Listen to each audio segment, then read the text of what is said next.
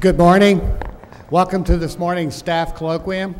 I just want to start out by asking, by a show of hands, how many of you out there consider yourselves Bayesian? Bayesian. Yeah, about 4 or 5 of you.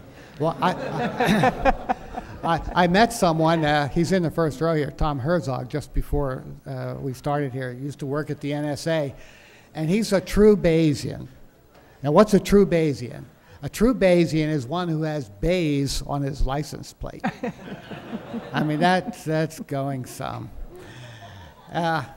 So what is all the fuss about Bayes statistics? I've been hearing it myself now for the last 2 or 3 years from some of the scientists in the physics laboratory, especially those who are involved in international intercomparisons.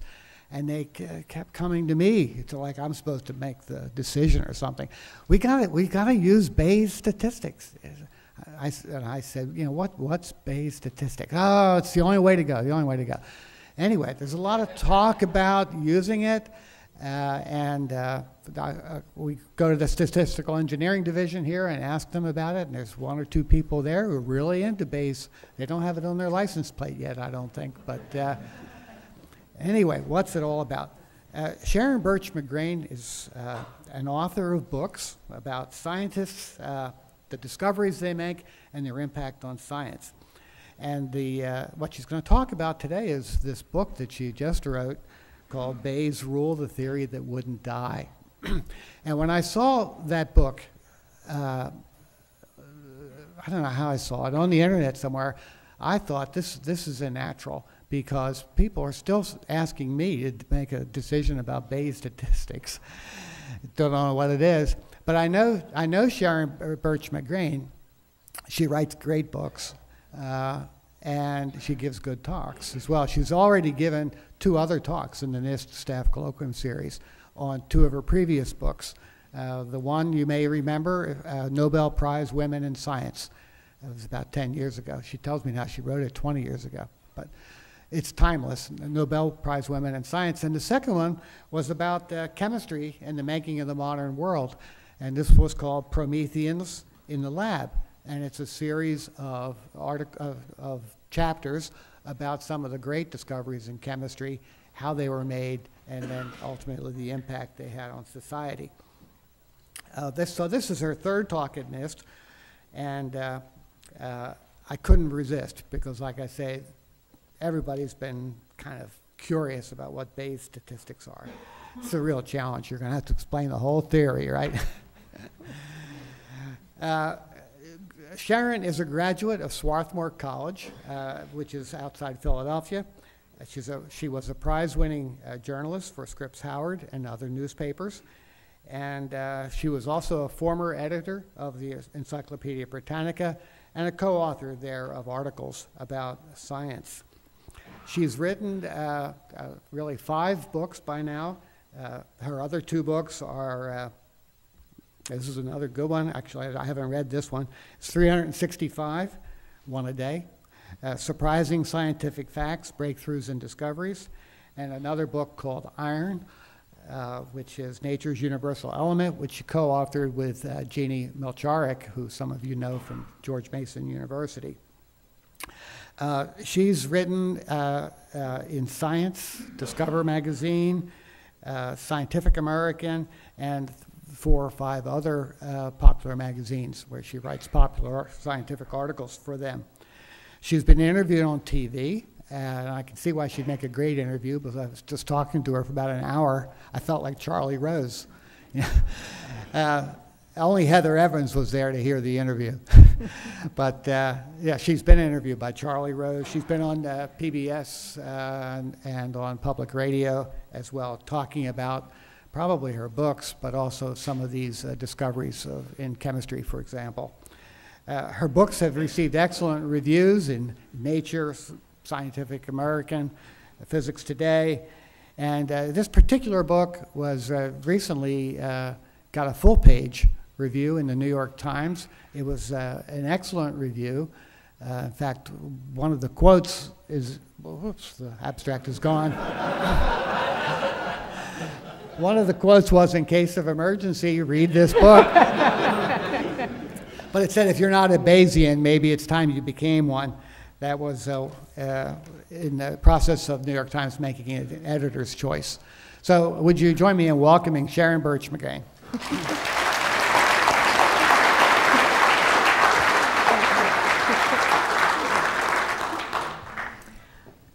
Okay, I'm going to push something. Number 2. I should have done this for you. Table 2? Right there. Did that do it? No. I often pushed the wrong begin one. my talks by saying that I can mess up almost any mechanical system, and have done so.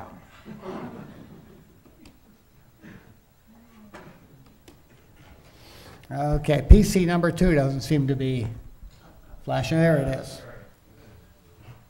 I think it was my fault. Okay. I begin all my talks with some truth in advertising, that I am not a scientist, I'm not a mathematician or a statistician. I write books about the history of science, so I am not going to tell you how to calculate a Bayesian problem. You will have to use your far greater resources and backgrounds to do that. I will not be doing that. However, when I began writing the theory that wouldn't die 8 or 9 years ago, I was thrilled when I Googled Bayesian one day and got 100,000 hits. If I Googled last week, I got 12 million hits. Okay? So there's been an explosion of interest in Bayes just quite recently. Exhibit A. Air France jet flight 447 took off from Rio de Janeiro, bound overnight for Paris 2 years ago last April. It hit a high altitude, very high intensity storm and disappeared without a trace. A few weeks ago in Paris, I spent the afternoon with Olivier Ferrante, who is the French civil aviation engineer in charge of finding the wreckage of Air France 447. They were looking for 2 black boxes, which, as you can see, are actually red and white. They are the size of shoe boxes.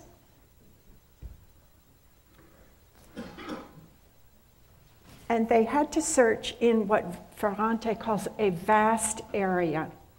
I said a lot of the newspaper magazine articles say that it's the size of Belgium. He said, no, Belgium is flat.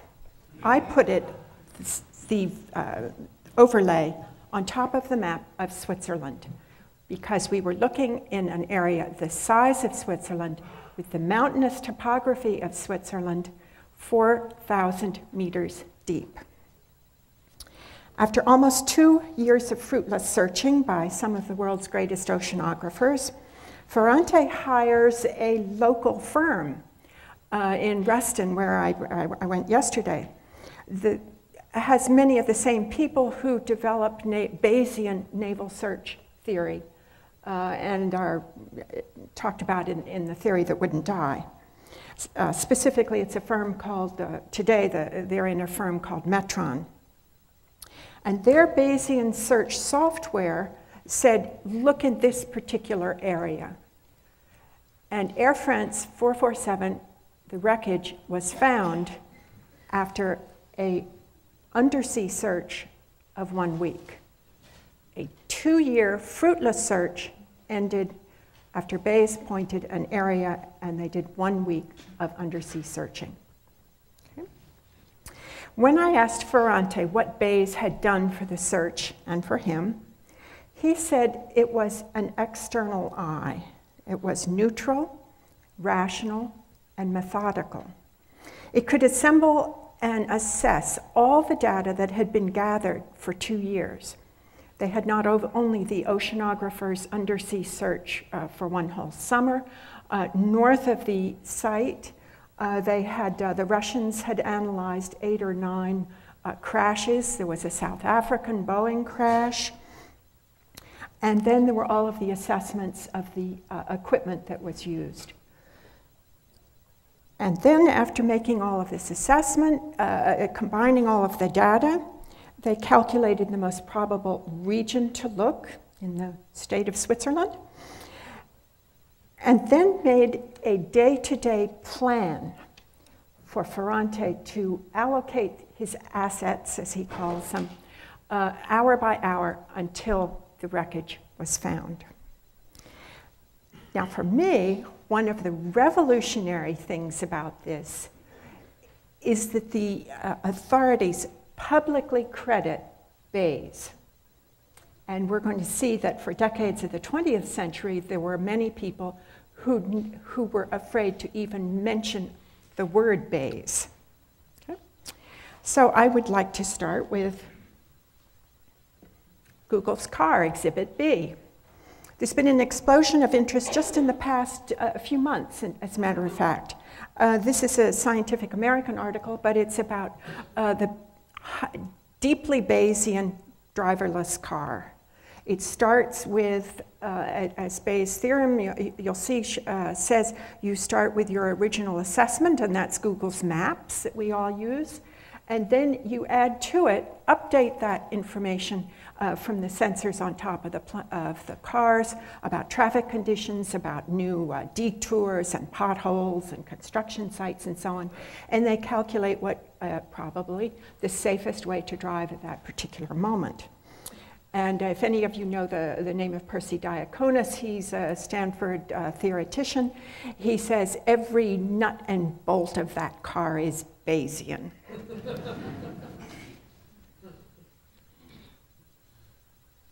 New York Times, Sunday a week ago. 2 Bayesian stories on the front page of the Sunday New York Times. If I can get this one to work. Here we go. Neither story mentions the word Bayes, but once you understand what the theory does, you'll spot it everywhere. This is the story about a deeply Bayesian software that teaches children mathematics. And there are questions now about the statistics that were used to prove its effectiveness. And this story up here, clamping down on rapid trades in Wall Street, that's highly Bayesian. A lot of Bayes used on Wall Street. In addition to this, as if Sunday's New York Times was not enough, Tuesday they ran a story, again, no mention of Bayes, down here, 2 professors named Nobel Prize-winning economists for work about cause and effect. They use Bayes. So Bayes is all around us. There's also a story that's circling the internet like crazy. A Guardian newspaper reporter 2-3 weeks ago broke a story that at the same time that Bayes was finding Air France 447, a British appeals judge was banning Bayesian statistics from British courtrooms. It involved a case, a murderer T, he is referred to as. Murderer T had been convicted. One of the pieces of evidence was a print from a Nike shoe. And a footwear expert witness appears and about the probability that that print came from a pair of Nike shoes found in murderer T's home. The judge said, you do not know the specific precise number of Nike shoes in the UK at the time. I want firm numbers, and until the firm numbers, their Bayesian statistics is banned. There is now international committees of lawyers and statisticians working on the problem, but they think that this ban will affect every case in the UK that involves circumstantial, that is uncertain evidence. So Bayes is all around us. It's in our spam filters. It's embedded in Microsoft and Google. It searches the internet from the web pages we want. Clarifies, when we go to the doctor, it clarifies our MRI and PET scan images. The military uses it for robotic vehicles to supply troops in combat. They hope that it will help build better prostheses for amputees. And they sharpens the image images, for example, that the drones took of bin Laden's compound. It's used in astronomy and physics, genetics, machine translation, a foreign language. The list goes on and on. But I'm afraid that to understand this real explosion of interest in Bayes and use of Bayes, and why some of you here in this room are real revolutionaries, we have to go back to the beginning. And that's Thomas Bayes. And excuse me, but I'm not going to show his picture because we know very little about Thomas Bayes. He was a reverend, a minister, wealthy, Presbyterian minister, and an amateur mathematician who lived in an elegant spa resort near London in the 1740s. We know very little about him. The picture that I'm not going to show you that's on the poster, actually, it's everywhere. It was in the New York Times. It's everywhere. Is indubitably of someone named Bayes who lived much later. In addition, we don't know his birth date, and Wikipedia just corrected his death date. So, but given the time constraints, I'm going to race a bit from starting with Thomas Bayes up until the Second World War, and then I'll slow down at that point. But I hope we'll see two big patterns emerging. First, that Bayes becomes an extreme example of a gap between academia and the real world. And second, that military supersecrecy during the Second World War and during the Cold War had a profound effect on the development of Bayes. Now, one thing we do know about the Reverend Bayes is that he discovered his theorem, super simple theorem, during the 1740s, during the midst of an incendiary religious controversy in the Western world. The issue is not unfamiliar to us today. It was whether or not we can take evidence about the natural world and make rational conclusions about God. We would say God the creator. Bayes' generation said God the cause, or God the primary cause, first cause. We don't know whether Thomas Bayes was interested in proving the existence of God, but we do know that during the 1740s, he explores the issue mathematically of cause and effect. So his really simple theorem,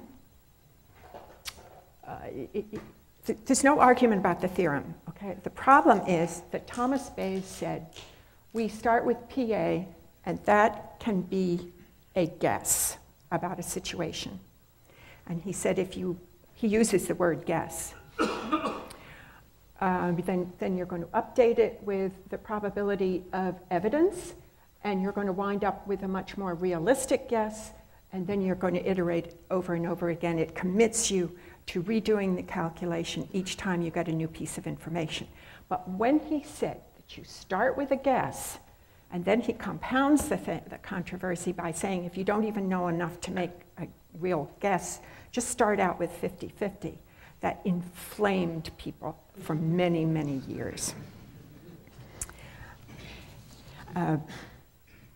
The English economist, John Maynard Keynes, thought that this was a rational way of learning by experience, and he had a quote that has a little bit of the knife in it.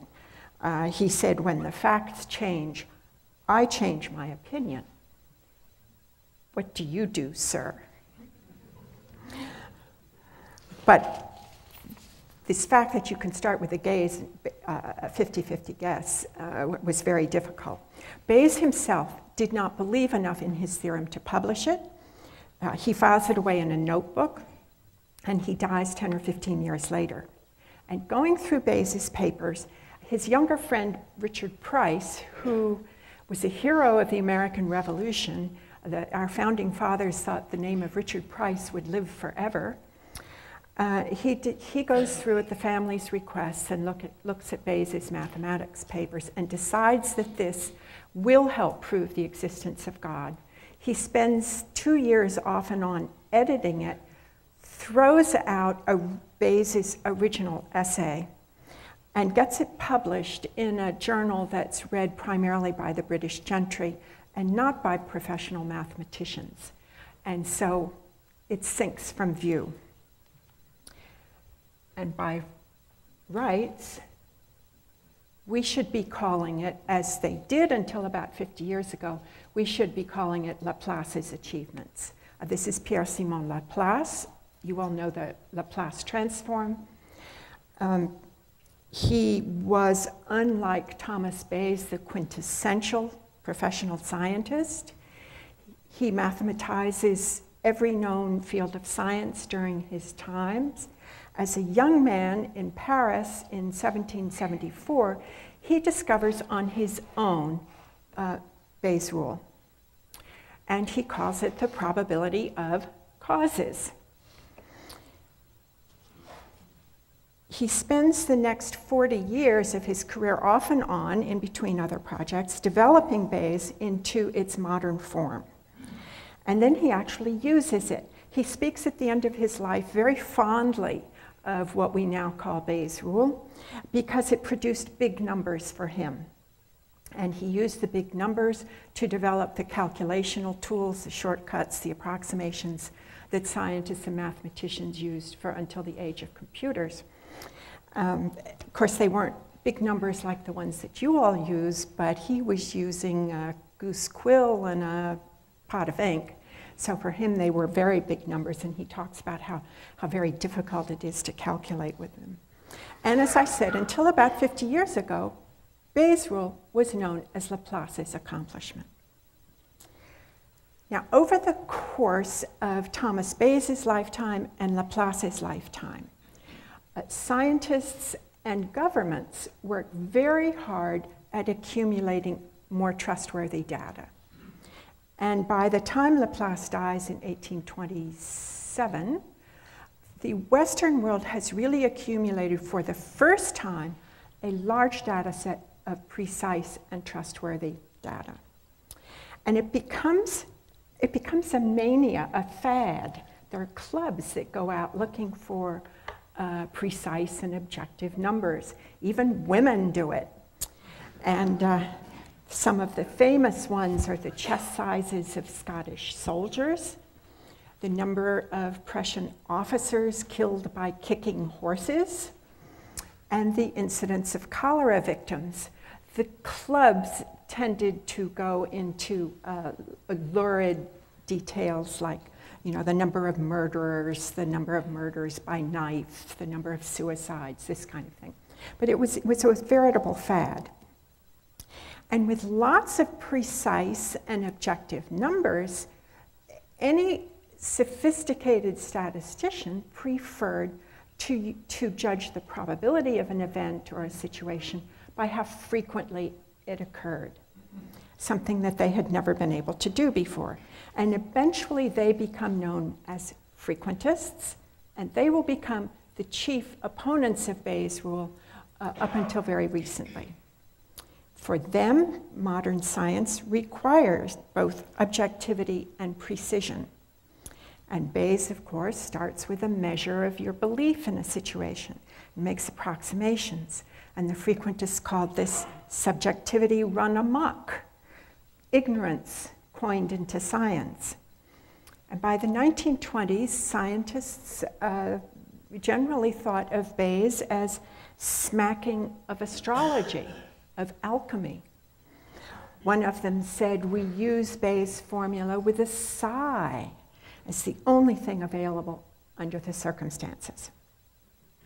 But the surprising thing is that you find that all of this time that the sophisticated statisticians and the philosophers were denouncing Bayes' rule as impossibly subjective. They refer to it as the subjective prior, that PA. The people who had to deal with real-world emergencies, who had to make one-time decisions, who couldn't wait for a full and complete data set, they kept right on using Bayes' rule because for them, Bayes is the thing they could use with what they had. So for example, Bayes at Poincaré uses Bayes to help free Dreyfus from prison for treason in the 1890s in France.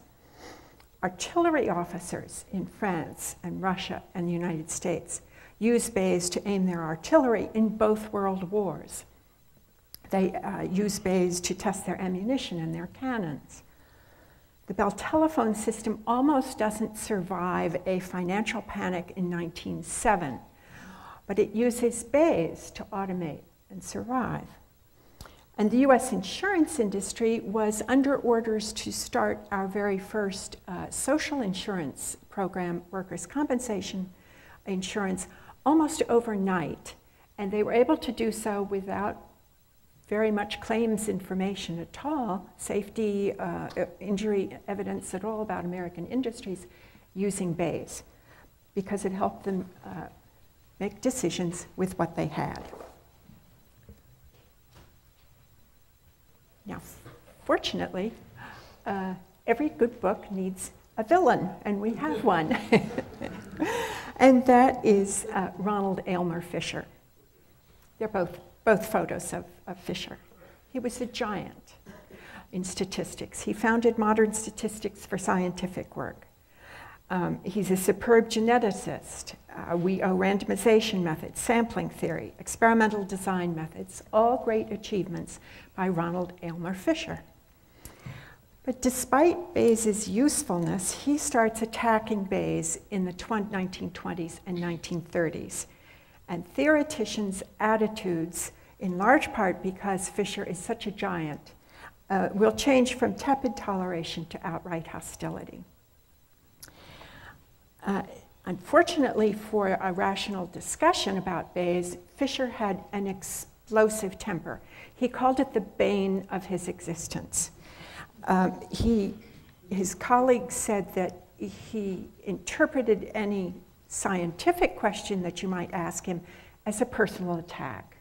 And his life becomes a sequence, quote, a sequence of arguments, of scientific fights, often several at a time, at scientific meetings and in scientific papers. And the thing that Fisher hated most was Bayes' rule. He didn't need Bayes.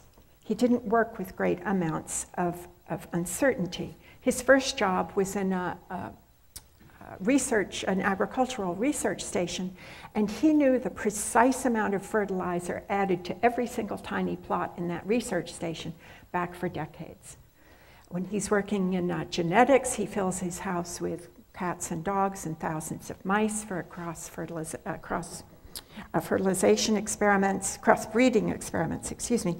And he's a fervent eugenicist and geneticist, and he can document the genealogy of each animal back for generations. So he could design his experiments. They were repeatable. They produced precise answers.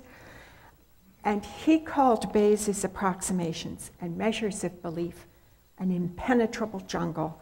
He wrote, "It is founded on an error and must be wholly rejected." And he kept up a very personalized fight against Bayes into the 1950s, when an NIH biostatistician is using Bayes to show that cigarette smoking was not just associated with lung cancer, but actually caused it. This was Jerome Cornfield, first at the Department of Labor and then at NIH, and then goes to George Washington University. Fisher was a chain smoker. That's why the left picture is there. He even went swimming with his pipe in his mouth. He becomes a paid consultant to the tobacco industry and backed into a corner by the NIH Jerome Cornfield during the 50s in a long series of debates. He comes up with a proposition that, believe it or not that smoking causes lung cancer, but that lung cancer probably causes smoking.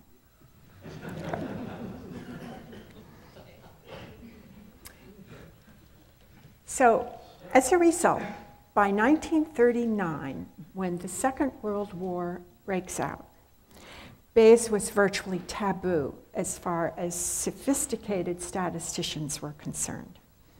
Fortunately, Alan Turing was not a statistician, he was a mathematician. And besides fathering the modern computer and modern computer science, software, artificial intelligence, the Turing machine, the Turing test, he also fathers the modern Bayesian revival. So I want to switch gears a bit and dwell on Alan Turing's story. First, his anniversary of his birth is next year. Second, he's a hero of mine. And two, his story illustrates how Bayes worked as a paper and pencil method, as embedded in one of the first computer techniques, and as an illustration of the effect of military secrecy. Now, when the when France falls during the war, it's important to remember that Britain can only feed 1 in 3 of its residents. Britain had depended on the continent, and particularly for France, for food and for strategic supplies. So Britain would be totally dependent on convoys of unarmed merchant seamen making their way up the coast of South and North America, meeting in the St. Lawrence Seaway, and making their way across the Atlantic Ocean. They were attacked by U-boats along the way. In fact, German U-boats would sink almost 3,000 of these merchant marine ships and kill more than 50,000 merchant seamen. Hitler thought that the U-boats will win the war, is what he said, because they would starve Britain into submission. And Churchill writes later that the only thing that really worried him during the war were those U-boat attacks. Now, the German Navy ordered those U-boats around the Atlantic via radio messages that were encrypted with word scrambling machines called Enigmas. And this is an Enigma machine. To standardize their communications, the German military buys 40,000 Enigma machines and distributes them to all of the services. So the Air Force gets some, the Army, the Foreign Service, the German railways, their allies in France and in Italy and Spain get them. And the German Navy develops the most complex set of security standards and the most complex and difficult cryptography setups of all of them. And this comes from Frode Weierud's CryptoCellar website out of CERN. And it is actually a naval Enigma machine, and that's why I like it so much. Even though it's a dark slide, I apologize, but it's actually one of the machines that Turing will use Bayes to attack. Now, an Enigma machine looks much like an overgrown typewriter, but it had wires coming out of here that could be changed. You could change these wheels up here. It had code books, it had tables. It had an enormous number of complexities that could be changed within hours or days. And as a result, it could produce millions upon millions of permutations. And no one in Germany or in Britain ever dreamt that the British would be able, or that the Allies would be able to read the orders that they were sending out to those U-boats. Now, Turing had been a postdoc the summer of 1939 in New Jersey. But he returns during the summer to Britain, and he spends it working alone by himself on cryptography, on the Enigma codes. He goes up occasionally to confer with decoders at the super secret decoding center north of London called Bletchley Park. And he had orders that the day after war is declared, you must report to Bletchley Park. So on September 4, 1939, the day after war is declared, Turing follows orders and goes to Bletchley Park, where he will spend the next 6 years on decoding and coding issues and the machines that will be used for decoding. And excuse me, not all of those 6 years are spent on Bletchley Park, but the decoding issues and the computer issues will occupy him. When he arrives, he was 27, but looked 16. He was just a postdoc. He was shy and nervous. His mother sent him proper business suits to wear to work. He preferred a shabby sports coat. He had lived openly as a homosexual at Cambridge. And he arrives, and no one is working on the all-important naval codes that are sending the U-boats against these unarmed merchant ships. Turing liked working alone, though, and he says after a few weeks, no one else was working on anything about it, and I could have the project to myself, and he starts to work. The English TV channel 4 is doing a biography of Turing that's supposed to show next month, and I went to Bletchley Park to be interviewed, and there I saw in the stable a little turret, 2 or 3 stories high, a little tower, sort of like a Rapunzel tower, and Turing went up to the top, and that's where he worked for some time to get some peace and quiet. And the women who were working for him rig a pulley up to the top and send out baskets of food and drink so that he doesn't have to take any breaks. Now, the first thing he does when he gets to Bletchley Park is that he redesigns a machine to eliminate the wheel arrangements up here, to eliminate any wheel arrangements that do not produce the words he thinks are going to be in those German codes, in the original German message. Okay? Then he develops a very Bayesian system that let him guess, Bayes' word, let him guess a stretch of letters in the original message, hedge his bets, measure his belief in their validity by assessing their probabilities, and then add more clues as they filtered into Bletchley Park.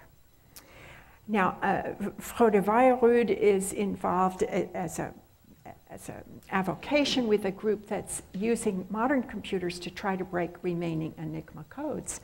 And he says that even today, a modern computer can take weeks or months to solve a naval Enigma machine by brute force. That is, if all you know is the original language that the original message was written in.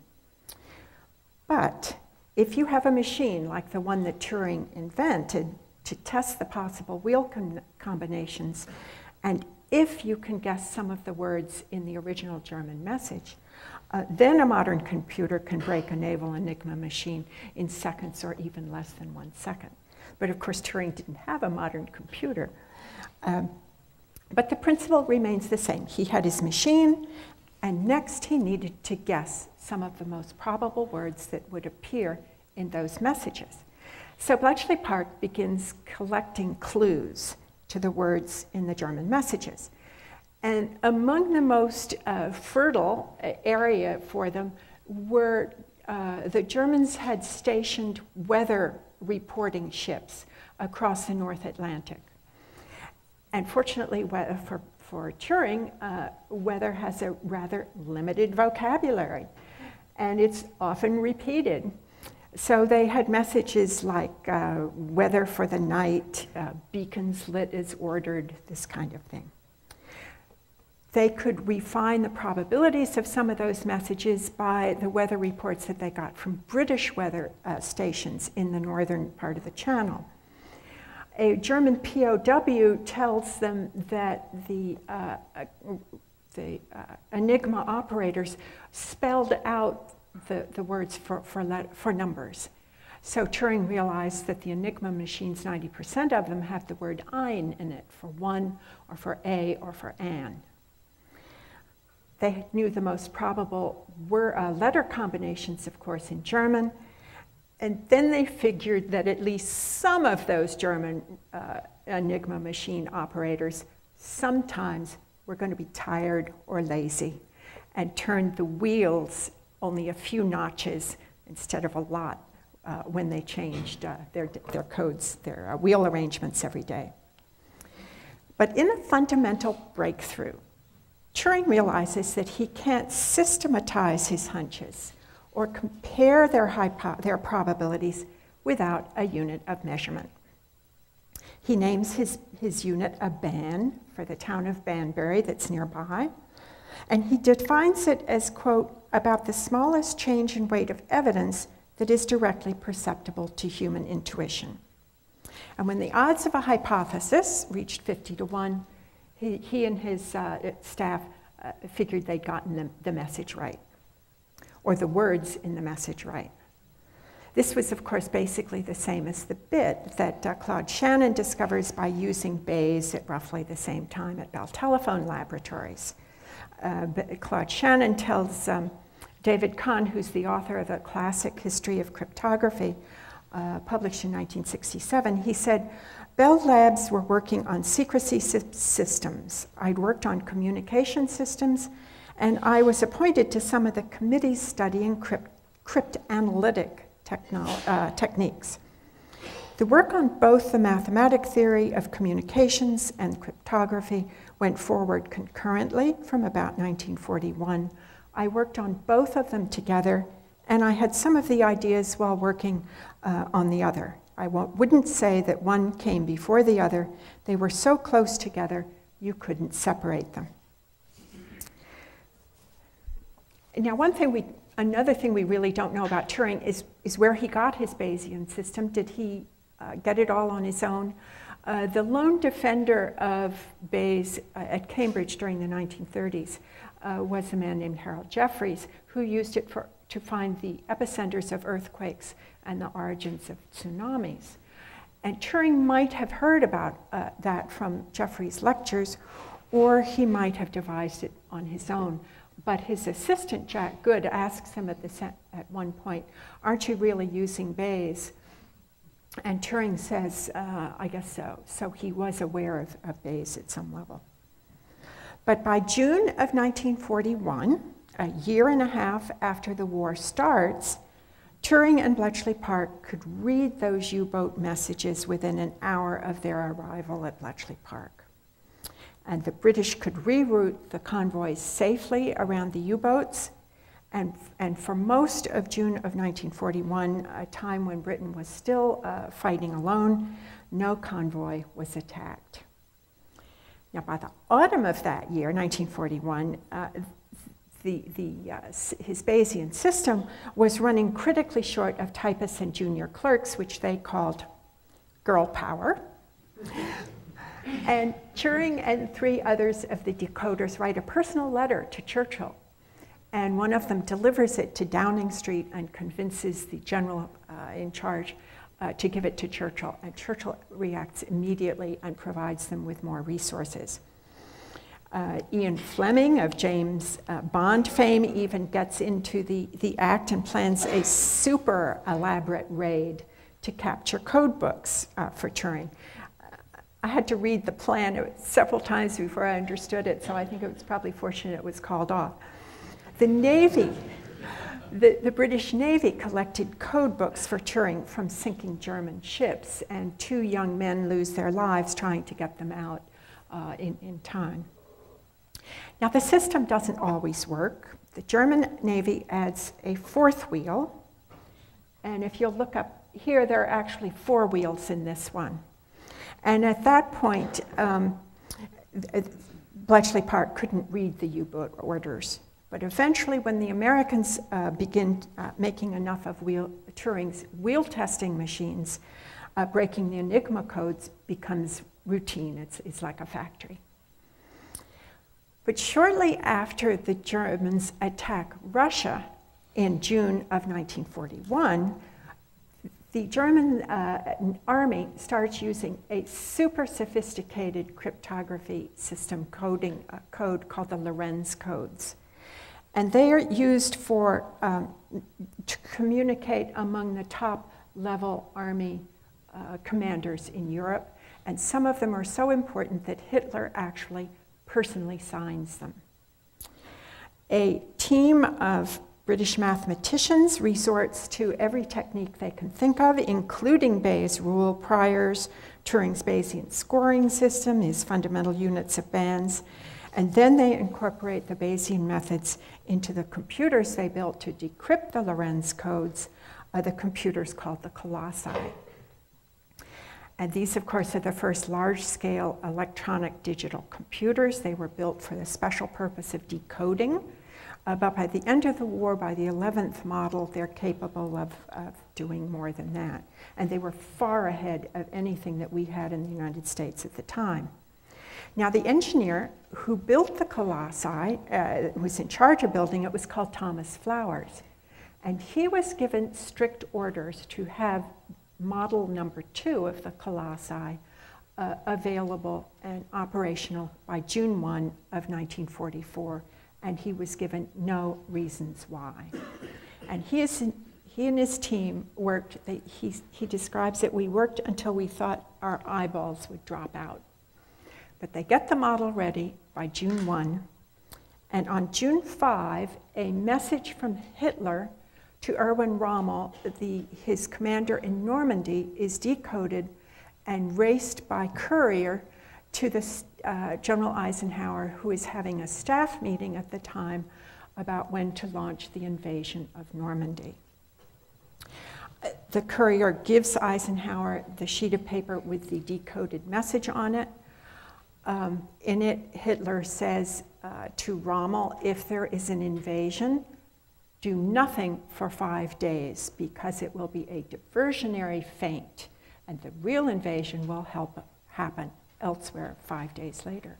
Eisenhower reads this. He can't tell his staff about Bletchley Park, about the messages being decoded. He gives the sheet back to the courier. We get this story from Thomas Flowers, who's told this much. And he turns to his staff and says, we leave in the morning. June 6, 1944. And Eisenhower later says that the decoding efforts shortened the war in Europe by 2 years.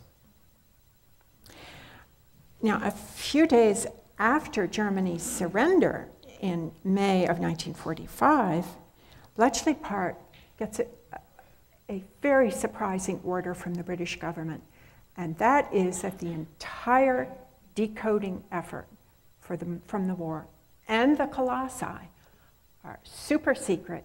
They're not to be mentioned, and the colossi, except for the last 2 models, are to be destroyed. And I think one has to wonder today if those orders didn't prevent Britain from being the center of the computer revolution later. Now, after the war, Turing, of course, no one knew what he had accomplished, that he'd kept Britain going, fed and supplied during the period they were going on before, alone. So he's working on computers and other projects when 2 English spies for the Soviet Union flee to Moscow to evade arrest. And one of them was Guy Burgess, who had been a diplomat here in Washington, D.C., in fact, openly homosexual graduate of Cambridge University. And the US tells the British that the 2 spies were tipped off by another homosexual spy graduate of Cambridge University, who was Anthony Blunt. And the British government panics at the thought of a circle of homosexual spies coming out of Cambridge. The number of arrests for homosexual activity spikes in Britain. And the first day of Queen Elizabeth II's reign, on February 7, 1952, Turing is arrested for homosexual activity in the privacy of his home with a consenting adult. No one knew, of course, that he had helped save his country. So less than a decade after Britain has fought a war against Nazis who had conducted medical experiments on their prisoners, Turing is found guilty and sentenced to chemical castration. He takes the estrogen injections. Over the next year, he grows breasts. And on June 7, 1954, the day after the 10th anniversary of the Normandy invasion that he had helped make possible, Alan Turing commits suicide. Blunt, of course, is later knighted, and a couple of years ago, 55 years after Turing's death, the British government apologizes for its treatment of Turing, one of his country's great heroes. Well, where did that come from? Some of you may have heard how I can jinx any system I walk near. So Bayes' rule also comes out of the Second World War more suspect, even more suspect than it had gone into the war. And as a result, for the next 30 or 40 years during the Cold War, a small group of maybe 100 or more believers, Bayesian believers, will struggle for acceptance and recognition. It's a group so small that one of them could finance their annual conferences every 2 years in Valencia, Spain, because he uses Bayes to make election night predictions for his local political party in Valencia and uses the money he earns to finance their meetings. Now, without any public proof that their method worked, the Bayesians, of course, were stymied.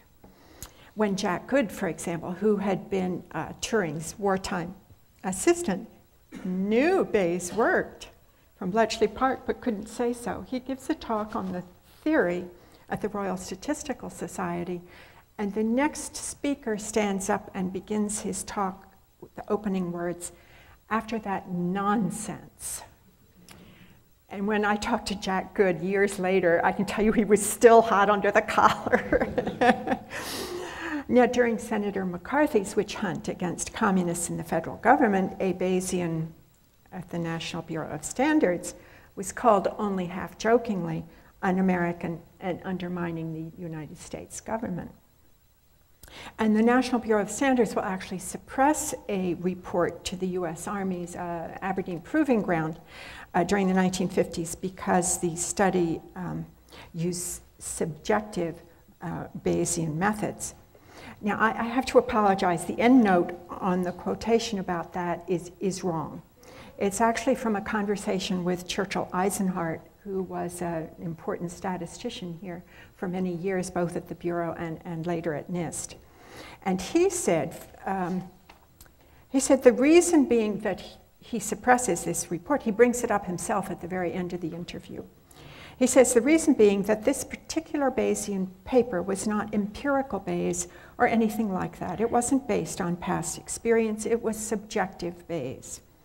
I was terribly afraid that this fellow's paper would result in some kernel somewhere telling people who were testing that he knew where the answer lies with such and such probability. Now build that into your analysis. I just didn't want the results of munitions testing to be subject to the personal opinion of a colonel. Harvard Business School professors develop the Bayesian trees for MBAs. Howard Rafer and Robert Schlafer are Bayesians, and the decision trees are deeply Bayesian. And they are called, Howard Rafer is called, they're called socialists and so-called scientists at Harvard. And Harvard Business School during this period is known as a Bayesian hothouse. A Swiss visitor to Berkeley's statistics department in the 1950s, which was very anti-Bayesian at the time, realizes that it was, quote, kind of dangerous to defend Bayes. Now, during this period, of course, the military continues to use and develop Bayes. The military knows Bayes works, parts of the military knows it works, and keeps it secret. So, for example, the 1950s wrestles with the problem of how do you deal with something that's never happened. It's never occurred enough to have a frequency, to have a sequence to it.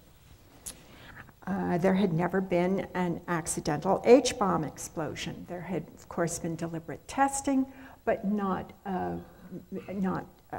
accidental explosions of the conventional, of either the H-bomb itself, the nuclear weapon weaponry itself or the conventional explosives around it. So you couldn't predict its probability, and those who remember Dr. Strangelove, the movie that spoofs General Curtis LeMay and his Strategic Air Command, you can appreciate the sort of David and Goliath sense to a young postdoc named Al Madansky at Rand, who uses Bayes to show that expanding Curtis LeMay's program could well cause 19 accidental H-bomb explosions a year. And the Kennedy administration eventually adds safeguards. That study was classified for many years. People, Madansky says people would come up and whisper to him that you really did something that's really famous. And he didn't know what had happened at all to his report. There were other secret Cold War projects, of course. The National Security Agency cryptographers used Bayes and cracked the Soviet codes. And there was an immensely powerful advisor to the White House and to the National Security Agency named John Tukey, who was a professor of statistics at Princeton and had a joint appointment with Bell Labs. And he uses Bayes, and his team uses Bayes for 20 years to predict the winners of congressional and presidential elections for the Huntley-Brinkley News Hour. That was the most popular news hour during that period. But Tukey insists on keeping Bayes' rules secret. No one can write a paper about it, no one can speak about it. And it's apparently to keep his, the role of Bayesian cryptography at the National Security Agency and at Institute for Defense Analyses also secret. And then the third thing, of course, is that the US Navy was using it, developing Bayes to search, do underwater searching for first the hydrogen bomb that's lost in Palomares, Spain, and then to find the nuclear submarine, the Scorpion, that disappears without a trace while crossing the Atlantic and coming home, and then to catch Russian submarines in the Mediterranean. And I won't read you that part of the story, but I didn't even realize it, but it was arranged that Admiral Nick Nicholson would tell me the story about using Bayes to catch the Russian submarines. And all through the conversation with him, he kept saying, you know, I'm not sure I should mention these wires that were coming out of the sled, you know, we were dragging around. I don't know if I should mention those wires. Should I mention those wires? And I didn't realize that he was telling the story of capturing Russian submarines for the very first time. He was so worried about the wires. But later I would have written it a little bit differently in there, but that's the first time that story came out. So for many years during this Cold War, the Bayesians concentrate on building a logical theory to make Bayes a respectable branch of mathematics. And many Bayesians of that generation remember the moment when Bayes' overarching logic descends on them. They talk about an epiphany. Howard Rafa, the decision tree man at the Howard Business School, talks about first his intellectual conversion to Bayes and then his emotional conversion to Bayes. He uses the word conversion. To them, frequentism begins to look like just a series of ad hoc techniques, whereas Bayes' theorem had what Einstein had called the cosmic religious feeling. Now, during this period, both sides, the Bayesians and the frequentists, are proselytizing their methods as the one and only way to do statistics. Both sides used religious terms. When a Bayesian, Dennis Lindley, was appointed chair of a British statistics department that had been frequentists, the frequentists there called him a Jehovah's Witness elected pope.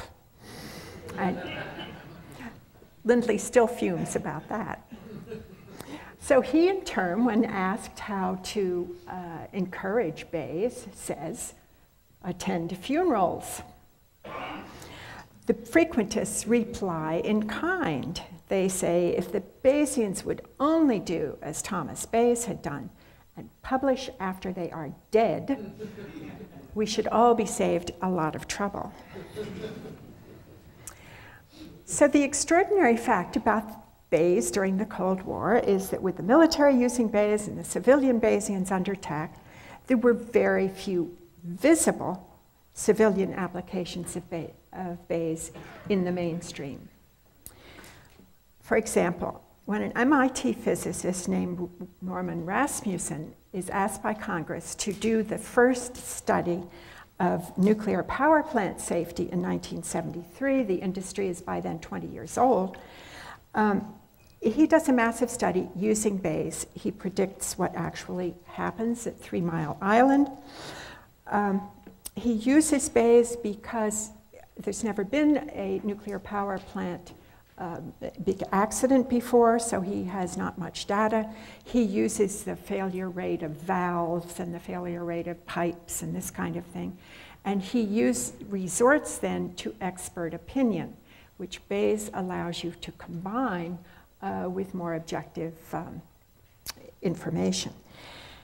And that's so incendiary to, one, use Bayes, and two, during the Vietnam War era, to use expert opinion. He winds up hiding the word Bayes in the appendix to volume 3 of his multi-volume Rasmussen report. The only big Bayesian application in the civilian mainstream is a project that uses the words in the Federalist Papers as data. The Federalist Papers were a series of essays written by our founding fathers to convince the voters of the U.S.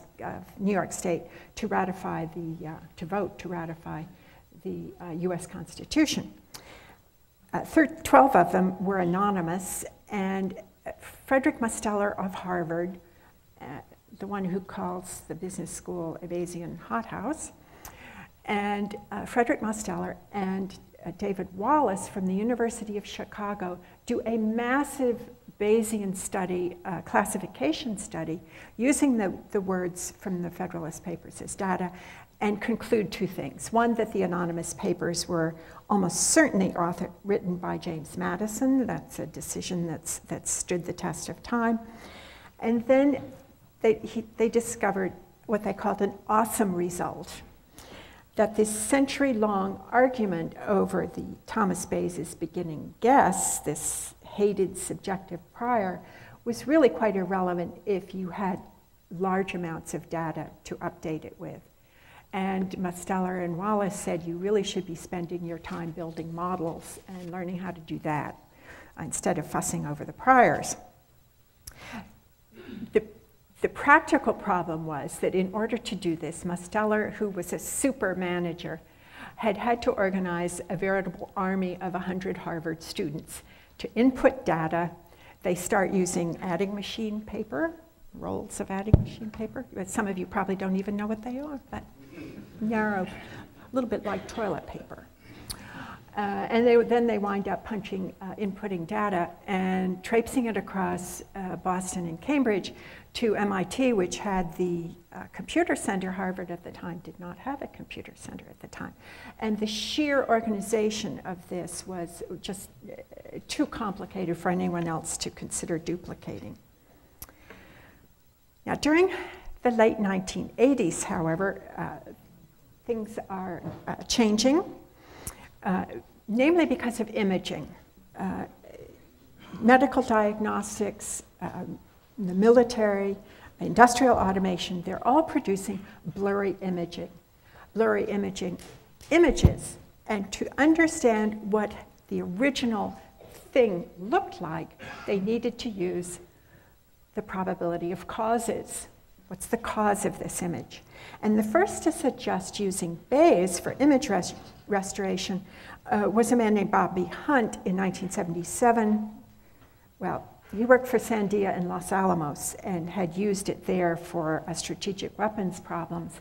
And it took him several years to get clearance, so it was published in 1977. But by 1984, there was a host of techniques floating around. There was Bayes, Gibbs sampling, Monte Carlo, Markov chains, iterations. And two men suddenly realized how they all fit together. They were Alan Gelfand, who was spending his sabbatical from the University of Connecticut in the UK with Adrian Smith, a student of Dennis Lindley, the Jehovah's Witness elected pope.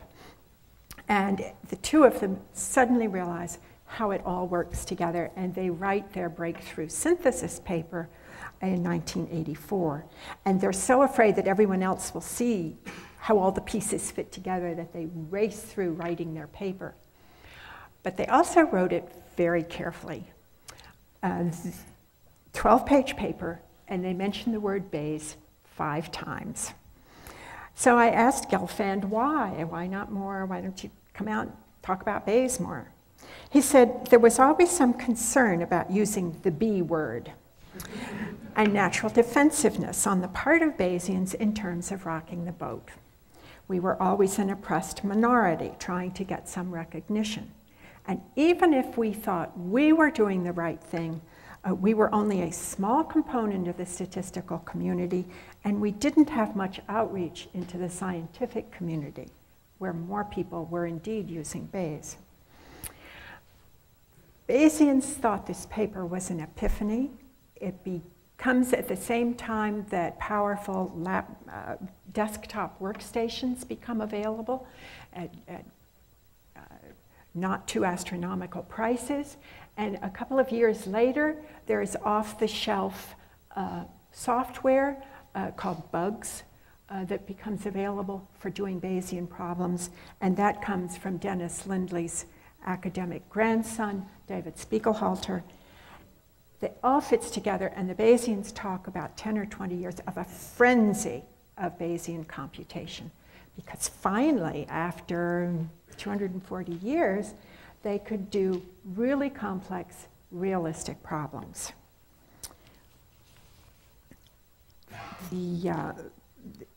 This revolution brings in computer scientists, artificial intelligence people, physicists. They all refresh and broaden Bayes. They depoliticize it and secularize it. And it's adopted almost overnight. It's a very pragmatic revolution. It doesn't change people's philosophies of science so much as it works and we're going to use it.